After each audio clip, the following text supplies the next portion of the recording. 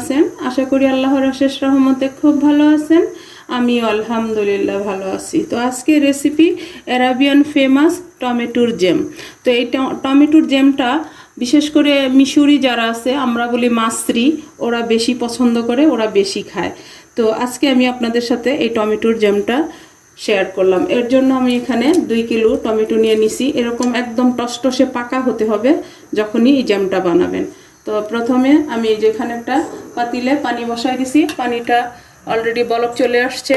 এখন এই বলক আসা অবস্থায় আমি টমেটোগুলো দিয়ে দিব। টমেটোগুলো শুধু দিব এই ছিলকাটা উঠানোর জন্য। বিসমিল্লাহির রহমানির রহিম।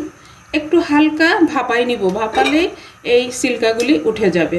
তো প্লিজ আমার ভাই বোনেরা, যদি আপনাদের কাছে এই টমেটোর জ্যাম একটু ভালো লাগে তাহলে অবশ্যই আমার চ্যানেলটাকে লাইক করবেন, শেয়ার করবেন, কমেন্টস করবেন, আমার পাশে থাকবেন প্লিজ আমার ভাই বোনেরা। আর এই রেসিপিটাও আপনারা অবশ্যই এই টমেটোর সিজন থাকা অবস্থায় ট্রাই করবেন। আর যারা ফেসবুক পেজ থেকে দেখতেছেন তারা পেজটাকে লাইক শেয়ার কমেন্টস করে দিবেন। এখন ঢাকনা দিয়ে আমি 5 মিনিট এটাকে একটু ভাপাই নিব। 5 মিনিট ভাপানো হয়ে গেল। এখন আমি এই টমেটোগুলো নামাই নিব। নামায়া এক এক করে আমি এগুলোর ছিলকাটা ছিলে নিব। এই যে নামাই নিলাম। আর চুলাটাও অফ করে দিব। আমি হাত দিয়ে ধরতে পারতেছি, এরকম হালকা একটু ভাপিয়ে নেওয়া হবে। তো হালকা ভাপালে আমি আপনাদের সাথে প্রথমে শেয়ার করি, এই টমেটোটা ছিলা একেবারে সহজ হয়ে যাবে। পোটাটা ফেলে দিলাম। এই যে এইভাবে হালকা একটু মাথাটা কেটে নিলেই দেখেন এইভাবে চলে আসবে। আর বিচিগুলোও ফেলে দিব। এই যে একেবারে সহজ। এটা কিন্তু আবার বেশি সিদ্ধ করতে যাবেন না, এরকম হালকা একটু ভাপায় নিলেই বাস হয়ে যাবে। এই যে হয়ে গেল। এটাকে আমি কেটেও আপনাদের সাথে শেয়ার করি। প্রথমে এই যে দেখেন কেটে নিলাম। এখন এই বিচিগুলা এই যে এইভাবে ফেলে দিব।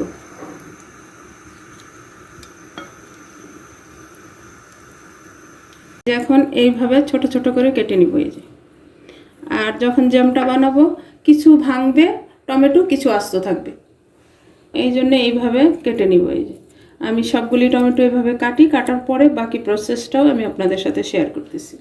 এই যে টমেটোগুলা বিচি ফেলে দিয়ে এতটুকু হয়েছে, আমার মেজারিং কাপে 1 কাপ হয়েছে। এখন এখানে লাগবে আর আমার একটা দারুচিনি স্টিক আর 4টা দিছি লং। এই যে এখন চুলায় একটা ফ্রাই প্যান বসাই দিছি, ওটা দিয়ে দিব। বিসমিল্লাহির রহমানির রহিম। একেবারে সহজ কিন্তু এই রেসিপিটা। লং আর দারুচিনিটাও দিয়ে দিলাম।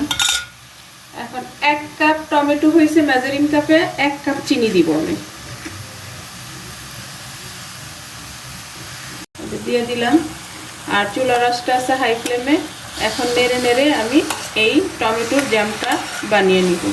তো প্লিজ আমার ভাই বোনেরা অবশ্যই বাসায় ট্রাই করে দেখবেন।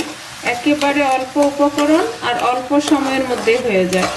হাতের কাছে যেসব উপকরণ আছে ওগুলো দিয়ে কিন্তু আজকের জ্যামটা বানিয়ে নিব। এখন মাশাআল্লাহ লুকটা কত সুন্দর দেখাচ্ছে, মনে হচ্ছে না অন্য কোনো কিছু। এটা যে টমেটো বোঝাই যাচ্ছে না, তাই না? এখন এই পর্যায়ে 1 চিমটি লবণ দিব। মাশাআল্লাহ, এটা দেখতে যেমন সুন্দর, খাইতেও কিন্তু তেমনি টেস্টি হয়। ওরা তো এখানে রুটি তারপরে ব্রেড এসব দিয়ে এটা খায়। আর এই লং আর দারুচিনিটা কিন্তু অবশ্যই দিতে চেষ্টা করবেন। এটার ফ্লেভারটা এই টমেটোর জ্যামটার সাথে অন্যরকম একটা মাত্রা যোগ করে। আর একেবারে অল্প সময়ের মধ্যে হয়ে যায়। আমি তো অল্প করে বানালাম, যেহেতু সামনেই রোজা, বেশি একটা তো খাওয়া হবে না, যার কারণে অল্প করে বানালাম। আর আপনারা যদি কেউ বেশি বানান তাহলে মেজারমেন্টটা বাড়াই দিবেন। আর এখন টমেটোর সিজন, অবশ্যই ট্রাই করে দেখতে পারেন। এটা দেখতে বললাম না, দেখতে অপূর্ব, খেতেও সুস্বাদু। যে দেখেন মাশাআল্লাহ হয়ে গেল। আর এই যে আমি বলছি না যে টমেটোগুলো কিন্তু একটু একটু আস্ত থাকবে, একটু একটু গালা থাকবে, এটা মুখে পড়বে আর খাওয়ার সময় অনেক ভালো লাগবে।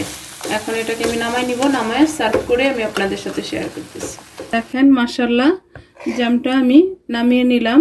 এখন হালকা একটু ঠান্ডা হয়ে গেছে। আর এই টমেটোর জ্যামটা কিন্তু আমরা বানানোর পরে অনায়াসে 2 সপ্তাহ এমনি বাহিরে রেখেই খেতে পারবো।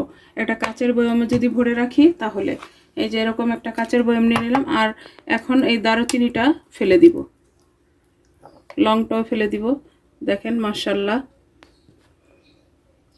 দেখলেই তো খাইতে ইচ্ছে করে, তাই না?